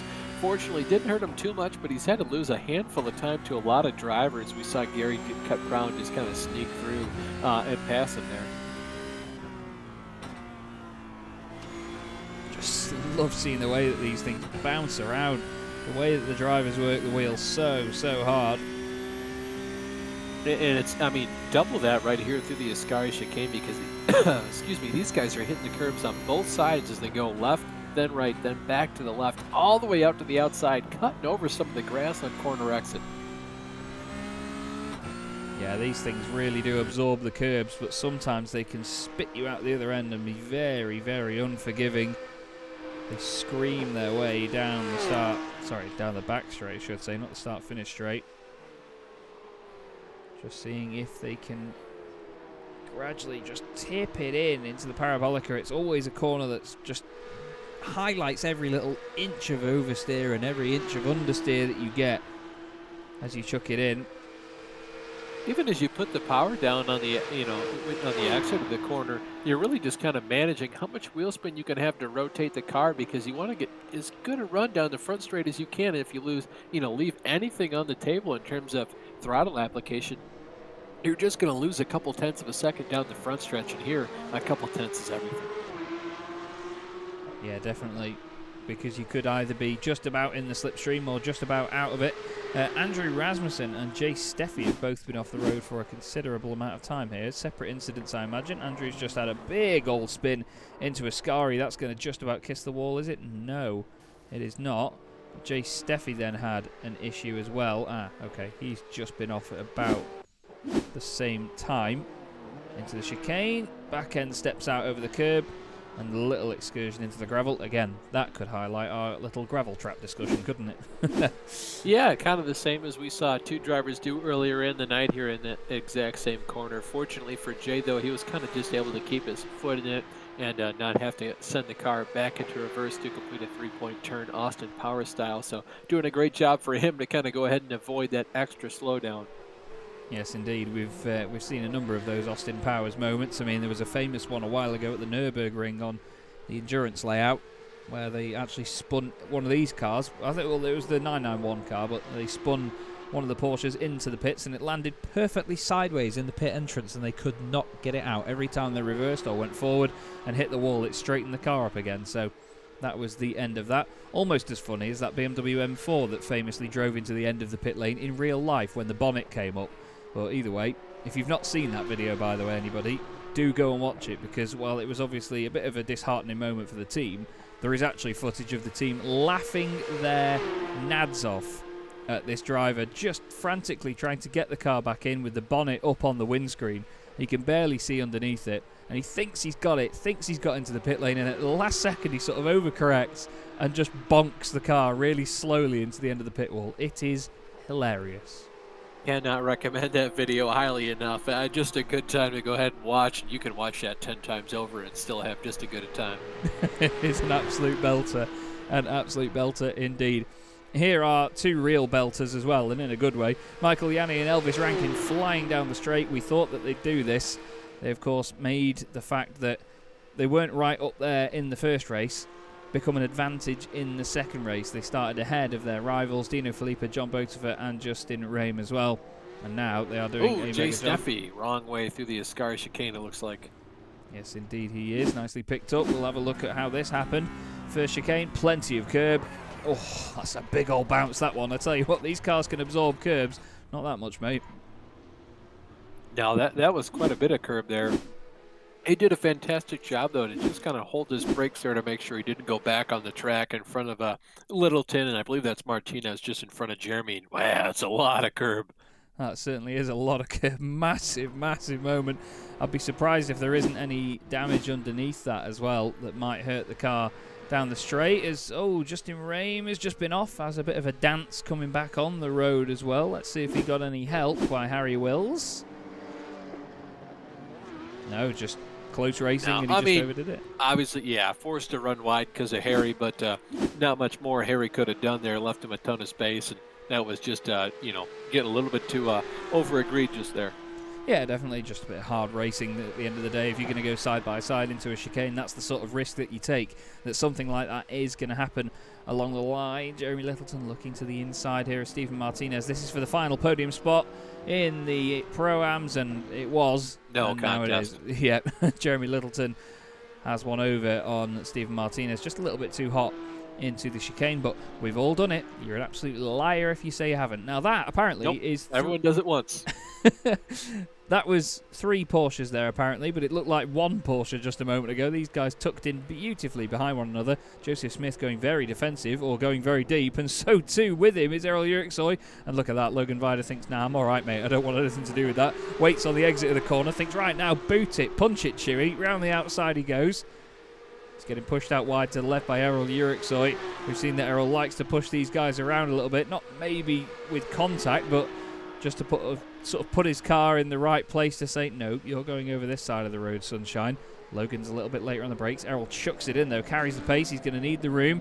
Logan gives it him. Nice, fair racing. Or is it? Oh, no. Oh, wow. Oh, my gosh. Yeah, Errol rolling down the backstretch. Almost nowhere for Errol or the Joseph Smith car to go. You see the leaders come through. Watch out, Dino! Wow, oh, wow. That was a scary moment there. I must admit, I think that... Yeah, skid marks. Very much so. I think that just about, again, we saw it unfortunately from Errol before, just not leaving the room on the exit. He let the car go over to the left slightly, and there was still an overlap. And that was a scary moment. Yeah, just not much you can do. Of course, I'm sure, going for the crossover right there to kind of, cut him on the over-under to get that position back and just kind of keep that battle alive. But right now we're riding with Elvis and Michael as they come through to see all this unfold. And you kind of see mostly taken care of right now. Are going to cut to the right and then way back to the left. Slam on the brakes there. And they were doing a bit of fuel saving while doing that as well, to be honest with you. They were dipping the clutch like mad on the way into the chicane. And then all of a sudden, there was more and more of it. Now, I hate to say this, but Errol Yuriksoy and Joseph Smith have both gone off the track again. Ooh, wow. That was after the incident, and I hate to say... I don't know if that was a takeout or if that was just one driver saying, you're not going to boss me around. I have the inside. I don't know what you're doing, but, even more contact there. I hate to say this because Errol's going to think that I really don't like him, but I think it was a second case of just him turning in when the other car was there. We saw it at the this chicane, earlier on in the night. He's then not left the room on the exit of the second chicane, and then he's gone flying around the outside. Of course, just, trying to get back on with his race. Maybe in a bit of frustration, but he's put himself across the front of Joseph Smith there, if you ask me, and that's nothing on Errol, just... That's how I see the incident at the end of the day. But we've got some brilliant battles going on, by the way. We've got these two fighting together, John Botifer and Dino Filippa. And then a bit further down the order, well, 10 seconds back, we've then got these two absolutely glued together. Justin Rame obviously went off earlier, and now he's trying to get the better of Harry Wills. But still, the two of them scrap, and Harry's actually got back in front again. Lovely stuff.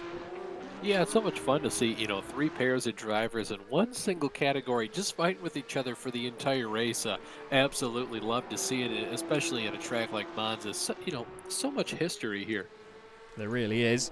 In the AM class, there's a bit of history going on as well, as Eric Gallagher and Andrew Hewson fight once again for position. This is second and third. Final positions on the podium in their class. We need to keep an eye out, though, for how far around the lap Elvis Rankin and Michael Yanni are, because we've got 40 seconds left yet, so these guys are going to get one more lap in at least in this race, so we may as well go back to Hewson and Gallagher, because I think with 2 laps left here, something's got to give. That's right. You mentioned it, one driver just not leaving the other one enough room. That's kind of something we've seen a lot in Formula 1 in recent months, Definitely. between Max Verstappen and Lewis Hamilton. Oftentimes, Max will just go into a corner and kind of straight line his exit, force Lewis either off the track, or Lewis just has to back out of the corner to give him the entire track width. And I think maybe we saw a little bit of that there from one driver and just not enough for the other. So, oh wow, oh one car, John Bodefer hard in the inside wall, spinning down the front straightaway. He's blocking the track right now pretty heavily. Rolls forward, definitely going to get collected here if he's not careful. What on earth has happened here with John as he's tried to squeeze Dino? I don't know if maybe he did that. Maybe he locked him up and the car's hit. Oh, yeah, hit netcode, bounce him into the inside wall. This is what confuses me, though. I mean, you've heard me moan about this a lot, but why does John feel the need to keep moving over there? I don't know if there was contact before it. Yeah, that's just trying to pinch to side draft the car, just to his left side. You see it all the time in NASCAR. It does have an effect in cars like this, even road cars where they have giant wings. It plays an effect too, but you're just kind of asking for trouble there, in my opinion.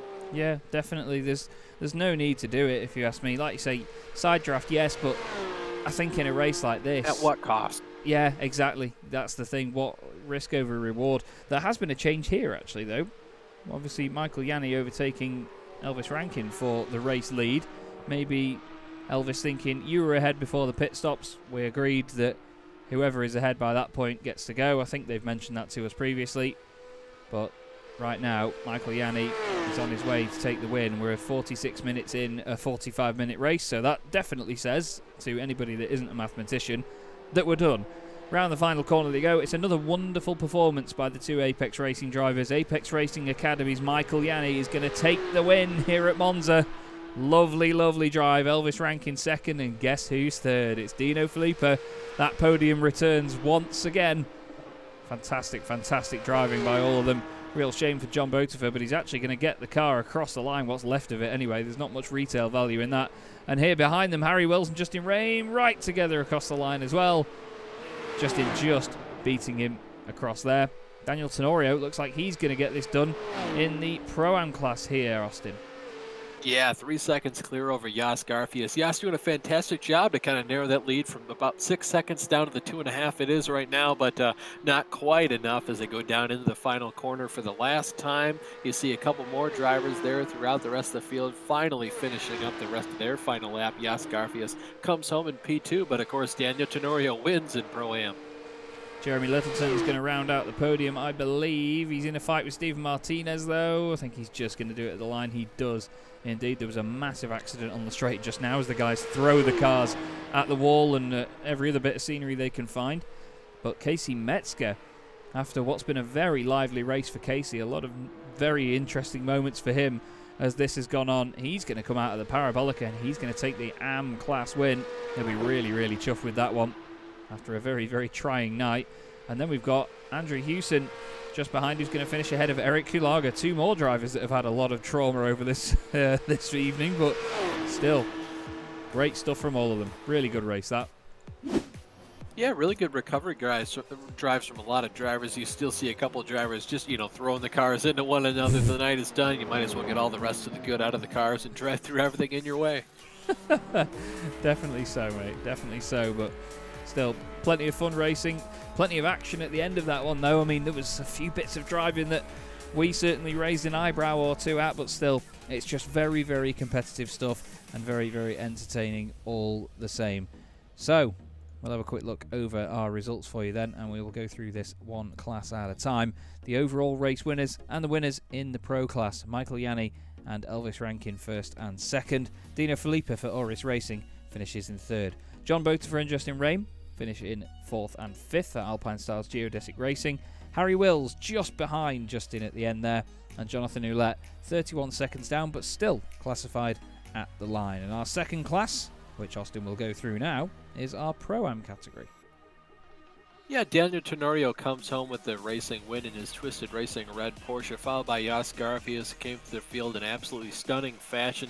Jeremy Littleton's going to round out your field on the podium, Steven Martinez comes home in 4th, followed by John D. Cooper, who rounds out the top 5. Taylor Lane finishes in 6th position, followed by Jay Steffi, with Andrew Rasmussen and Dean Timms rounding out your 9-car field. Thank you very much, buddy. We now have our AM class. Last but not least, Casey Metzger takes the win in class after a very, very trying time, like I said. Twisted Racing have 2 cars on the podium with Andrew Hewson in 2nd place. Eric Kulaga is going to be 3rd overall. Gary Brown finishes 4th in class, the last car actually on the lead lap. Logan Vida, Michael Kulaga, Joseph Smith and Errol Urixoy all 1 lap down. Travis Kepler, having a very unfortunate end to his race, is 9th, 6 laps down. And then Drew Neubauer and Jason Bridges, neither classified at the end. So, we have a couple of drivers to choose from when it comes to an interview right now, one of which is the Pro-Am winner, Austin, which I believe would probably be a good shout to take it away with. So, without further ado, we will bring in the man that took the eventual win in Pro-Am in the second race of tonight. Casey Metzger joins us in the box. Casey, you must be really, really chuffed after that one, mate. You certainly put in a lot of hard work for that. Oh, man, from the back to the front. And Am there, that was tough. Had a really tough first race and actually changed setups, between race 1 and 2, and that second one I think was the key there. So, but yeah, a lot of hard work and a little bit of luck too. So, but it was good. But it's a very, very difficult track as well to sort of break away from anybody on, obviously with the slipstream involved here. You know, as soon as you get a little bit of a gap, you have to really run with it, don't you, around this place? Yeah, absolutely. As soon as you get to, I'd say about 9/10 of a second to a second, you gotta really try and, build upon that. Because yeah, just like you said, the draft here is just about everything. Once somebody gets in your draft, it's really hard to break it. So. And there was a lot of drivers around you at all points in that race as well. Were there any moments where the hairs on the back of your neck really stood up? Because it certainly looked like there was some focusing moments. There was a couple of moments going down into turn 1 there, that first chicane, that was a little bit, a little hair raising. I don't think I ever made contact with anybody, unlike, the past couple of weeks. But it was definitely, interesting. So you can say that again. It was interesting from where we were sat as well, to be fair. There's so much going on. Any questions from you, Austin, for our Am winner? I apologise, by the way, Casey. I know I said Pro-Am, but of course, Am class winner. No, that's all good. Yeah, Casey, one question. You said you changed setups. What were you looking for after the first race to kind of just give you more confidence around this place? I was having to race guys really hard going into the braking zone because I was getting outrun. I was running more wing. Trying to give me a little bit more speed through the corners, but then guys were running away from me on the straights. So went to a setup that was a little bit more leaned out, and I think that's really what made the difference in this one. Was I didn't have to be as aggressive going into the braking zone, just get a good run coming out, and I knew I could hang with anybody on the straights. So well, it was certainly an interesting one to watch, mate. Certainly interesting. Sorry, boys, but either way, Casey, another solid haul of points for tonight. Any sort of partners or anybody involved that you'd like to give a quick shout out to? Just Andrew Houston. He put in a great race tonight as well. We both had to come from the back to get towards the front there, and big shout out to Harry and the guys at Twisted for the setups and all the hard work they put in. Smashing stuff. Well, great to speak to you, Casey. Well done on the result, my friend, and hopefully we will see you again at the top very, very soon. All right, thank you guys. Cheers. The next driver I brought in for interview is Daniel Tenorio, our Pro-Am winner. Daniel, fantastic job tonight. Just got to say, once again, congratulations on your win here today. Was a car obviously handled pretty good for you. Yeah, no, we were obviously, like a bunch of other drivers, we were kind of preparing for the Daytona 24 coming up this weekend all week, so didn't get too much practice. So me and the Twisted guys threw this setup together like probably an hour before the race, but it worked out. Yeah, it worked itself to a treat. Obviously, we were just talking to Casey, who was talking about, running a little bit more wing compared to the other drivers. Where do you eventually get to a place where, kind of a happy medium, when you compare downforce to speed, and how hard is that?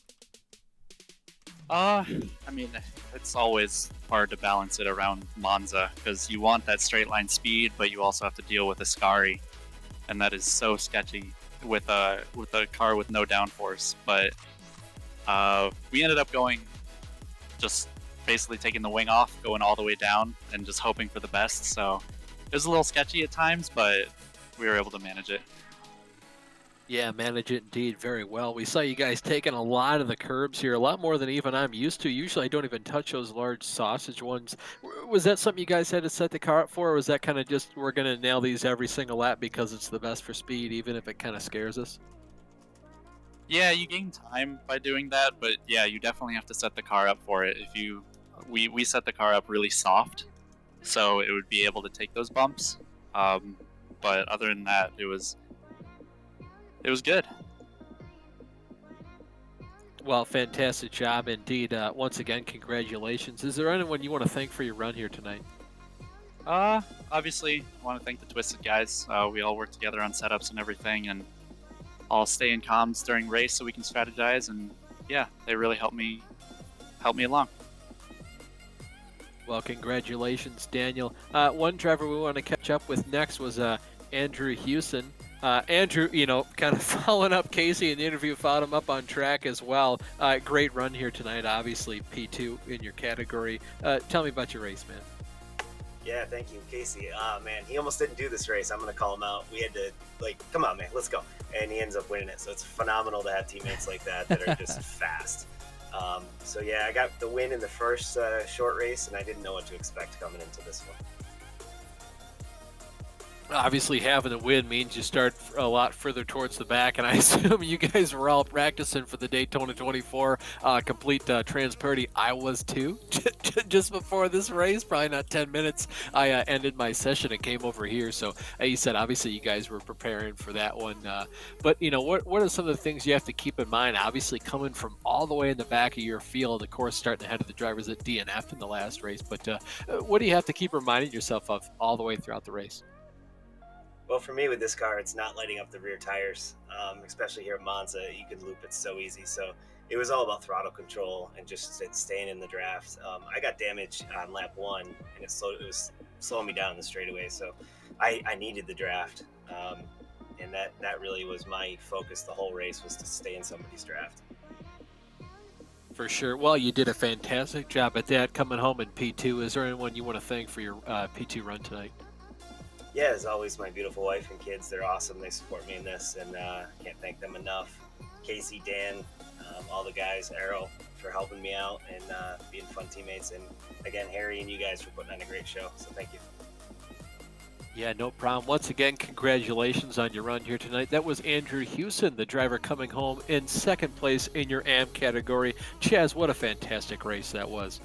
Yeah, plenty of fun, plenty of shenanigans at the end as well for us to focus on, and to be honest, we had a very, very strong fight out at the front. It was another win for Apex in this championship and another win for Michael Yanni. Daniel Tenorio taking the honours in the second race for the Pro-Am category, and as you said, Casey Metzger in the AMs as well. Any final words from you, Austin, before we wrap this puppy up? I don't think so. Just I didn't think I'd ever be quoted just this soon in my broadcasting career, Chaz. Yes, that's an inside joke that we'll have to leave for everyone else to think and wonder about. But either way, it's been an absolute pleasure tonight, my friend. Thank you once again. Of course, that was Austin Belkey. I've been Chaz Draycott. This has been Absolute Sim Racing and the Race Anywhere Porsche Cup of the United States. Thank you very much for watching, everybody. We will be back with you in a week's time. We'll see you soon.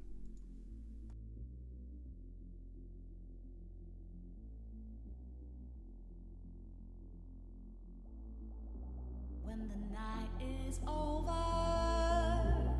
my